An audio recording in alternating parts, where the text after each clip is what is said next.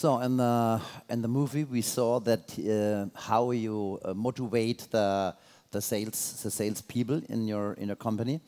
So it was one part was money and was incentives. So the best scene was for me was with a $40,000 watch. You have a new $40,000. Yeah, exactly. Can we play it again now? Yeah. These watches keep going up in value too. Every year they're worth more. This is money. So this is material. But on the other side, in the motivation, so we need emotions. We need a key to the heart. So how did you do it, and how important is money, and how important is the other part? So clearly, money matters. Money is very important to people, especially people that are taking that type of job, where they're on Wall Street, they're stockbrokers. It's a very financial, money-centric industry. So you're going to find, by and large, a much higher percentage of people who are very highly money-motivated on Wall Street versus an industry like if you're going into psychology or something, you would just see a different mix of people. Let's start with that. Also im Film haben wir gesehen, wie du Leute motiviert hast im Vertrieb, und natürlich hat Geld hat eine Rolle gespielt und natürlich auch die Anreize, und ich erinnere mich auch an die Szene mit der Uhr für $40.000, und das ist natürlich, also auf der einen Seite haben wir Geld, das ist der materielle Teil, auf der anderen Seite spielen natürlich auch die Emotionen eine wichtige Rolle, der Schlüssel zum Herzen. Und wie ist das? Wie verbessert man das? Oder wie wichtig ist Geld und wie wichtig sind die anderen Teile? Und die Antwort dazu war, natürlich spielt Geld eine Rolle, und insbesondere in diesem Job, wir sprechen hier ja von der Wall Street, da ist natürlich der Fokus ganz klar auf dem Geld, und da gibt es einen deutlich größeren Anteil an Menschen, die durch Geld motiviert werden, wie wenn man das jetzt beispielsweise zum Bereich oder mit dem Bereich Psychologie vergleicht. So, in terms of actually motivating people, there's really two sides to it, right? There's a very basic side to it, where like that people tend to do things to avoid feeling pain in their life, and then they do other things to move towards things they believe will give them pleasure. This is a very basic system of motivation. So, you just talk about things, you raise issues with people that are their pain points. So it's about, identifying, if you're going to motivate somebody one-on-one, then I want to know what to that individual represents ultimate pain. What to them is emotional pain to them, right? And I ask them questions to find out what they fear, what are the things they really don't want to see happen in their lives, right? And I'd also ask them questions to identify what they really want. What are the things that they believe will give them pleasure? That's one-on-one. In large groups of people, you have to work with these common themes. Like, what is this, the least common denominator, so to speak, for like 3,000 people? What do they all mostly fear? And what are the things they all want? And I would talk about those things. It was typically, not being significant, not, being poor, not having a nice car, not meeting the right woman or man, living in a terrible home. Those are common themes for people in that room, that particular room, right? And then what are the things they want most? It is to be significant, to be wealthy, the best table at a restaurant, to have a house in the Hamptons, all of these things, right? That's one side. The other side of it is understanding at the deepest level what their why is.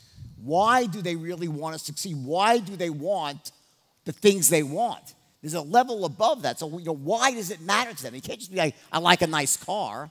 Why do you want that? How do you believe it's going to impact your life? And when you get to that level, it's more about not for them, but the people they love unconditionally, the causes they believe in. So you want to tap into these higher level drivers, which is like, who do they believe they can help? Their children, their parents, their community, what causes they believe in, and you combine those things together, it's incredibly powerful. I'm sure many of our customers, they are very interest. What is here in this thing here? So we have. So this Red is Bull. my Red Bull. So Yeah, you and guys probably know I did a lot of cocaine back in the day, right? and believe me, it's only water. Yeah. I'm sober for 30 years. This is all I have left is Red Bulls. It's all I have left. It's only water, but it's a special water. Coconut water. It's a lewd water. Lewd water, yeah. I can try it here. So, You'll be slurring in 15 minutes, trust me. This is all I have left now is to wake me up. in the movie, we saw that your company sold penny stocks, and it was not really correct, so it was a problem. But I saw now that one of the companies you sold the stocks was Steve Madden. Right. And in the movie, Steve Madden was nothing, and it was not a good company. But now it's a billion company.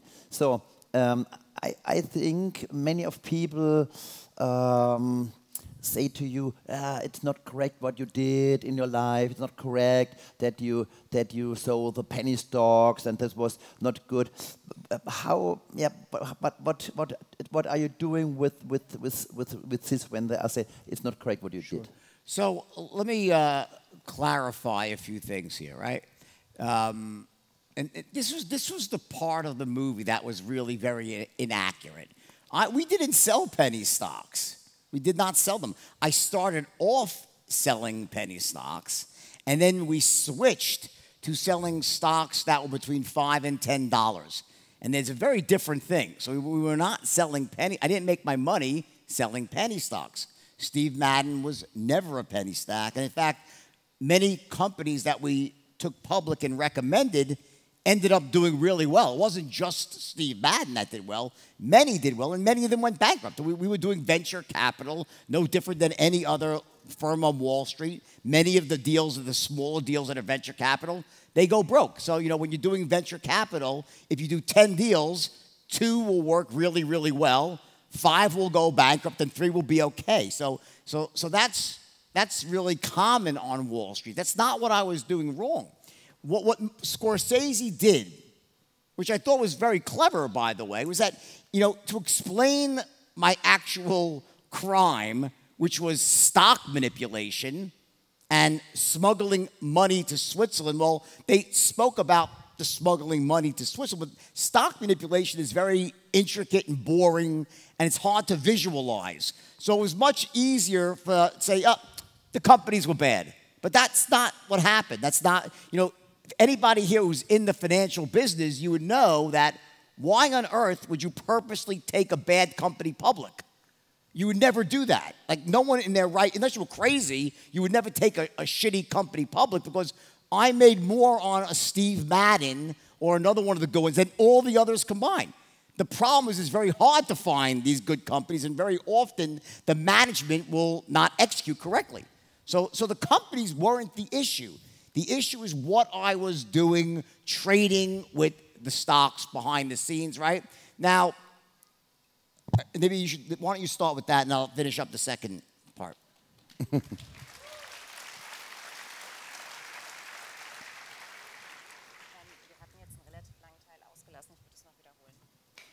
Ich komme nochmal zurück auf den Teil davor, den hatten wir jetzt in der Übersetzung ausgelassen.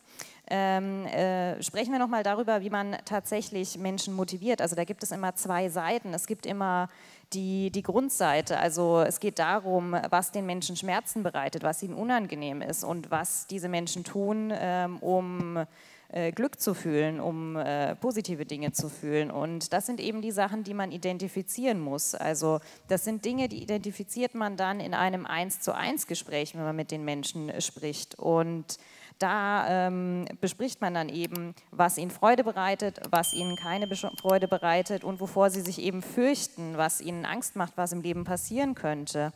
Und viele Leute arbeiten da eben mit durchschnittlichen Faktoren, also dass die zum Beispiel davon ausgehen, dass die Leute Angst davor haben, arm zu werden, kein Auto zu haben, nicht den richtigen Mann oder die richtige Frau zu finden, in einer schlechten Wohnsituation zu enden. Und das sind eben diese Zeichen, die man bewerten und identifizieren muss. Was allerdings noch wichtiger ist, ist, dass man sich das Warum dahinter anschaut. Also warum möchten die Leute Erfolg haben?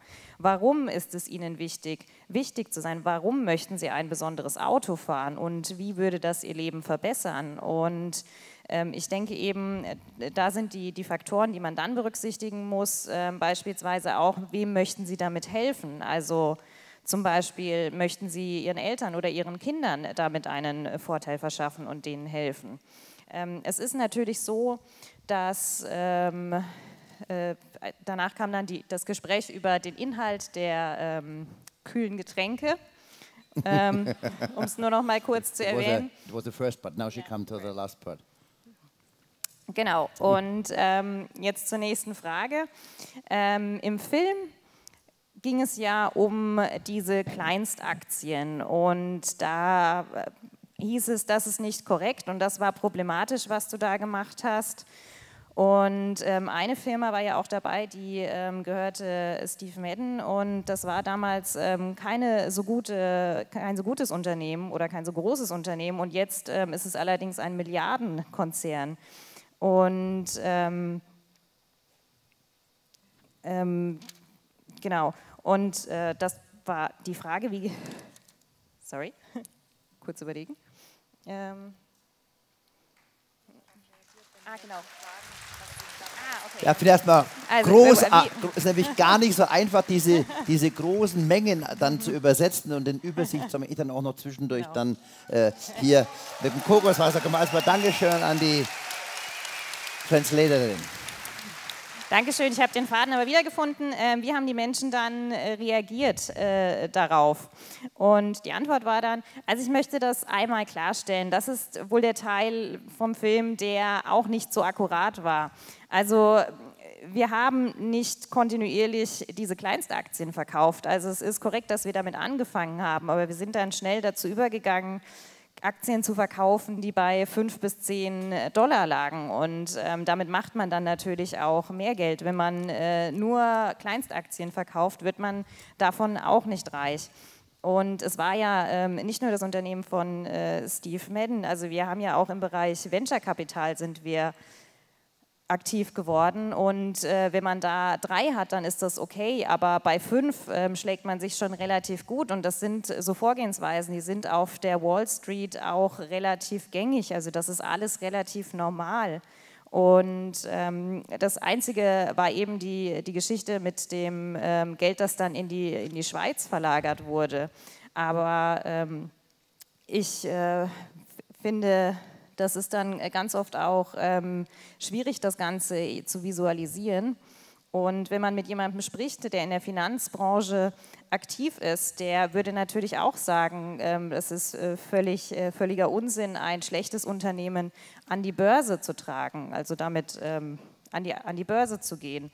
Und es ist hier natürlich auch immer eine Problematik, wenn man den Zugang zu Unternehmen sucht, dann hier mit dem Management in Kontakt zu kommen. Und da sind natürlich auch immer verschiedene Faktoren, die dann vielleicht auch nicht so 100% korrekt ist. Aber das Einzige, was man mir vorwerfen kann, ist, dass ich die Leute eben trainiert habe nach diesem Skript.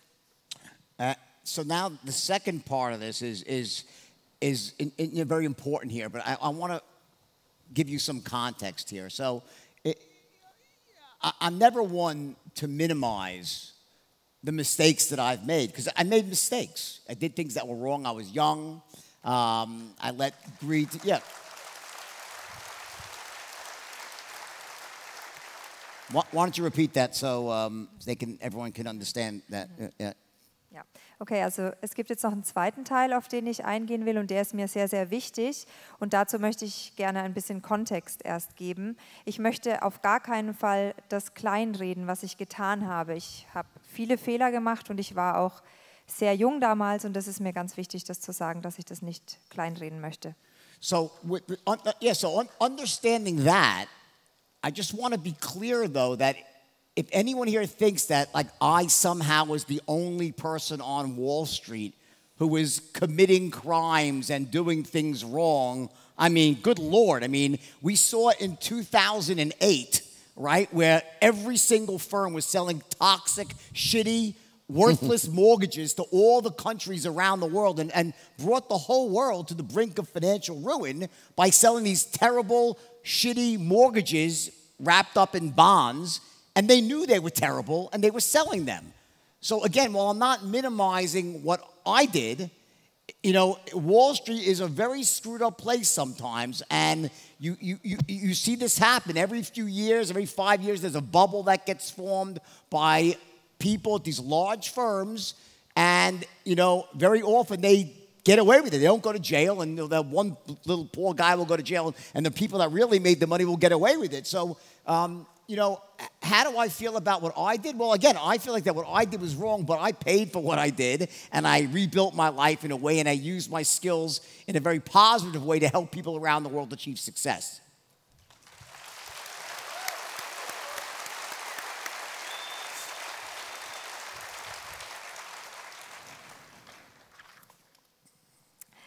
Genau, und ich bin ja nicht der Einzige gewesen. Also es entsteht vielleicht da so ein bisschen der Eindruck, als war ich diese einzige Person an der Wall Street, die fürchterliche Dinge getan hat. Und ich denke, da sind wir uns alle einig, dass die Wall Street an sich einfach ein wirklich, ich sage mal, schwieriges Pflaster ist und dass da viele Dinge falsch laufen. Also wenn man nur an 2008 zurückdenkt, als da ganz, ganz viele Dinge falsch gelaufen sind und irgendwie die halbe Welt bankrott gegangen ist, weil eben Dinge verkauft wurden an der Börse, die dann ja für etwas verkauft wurden, was sie nicht waren, und die Menschen dann ihr Geld verloren haben. Und es gibt immer wieder diese Blasen an den Börsen, an den Aktienmärkten, die ganz, ganz groß werden und dann irgendwann platzen. Und viele der großen Firmen, die kommen dann einfach davon damit. Es gibt dann oft doch den armen Sündenbock, der dann ins Gefängnis wandert, und viele kommen aber eben damit davon. Und das ist ein großes Problem. Ich für meinen Teil denke, ich habe für meine Fehler bezahlt und habe jetzt einen neuen Weg eingeschlagen und versuche, meine Fähigkeiten zu benutzen, um eben anderen Menschen zu helfen, erfolgreich zu sein.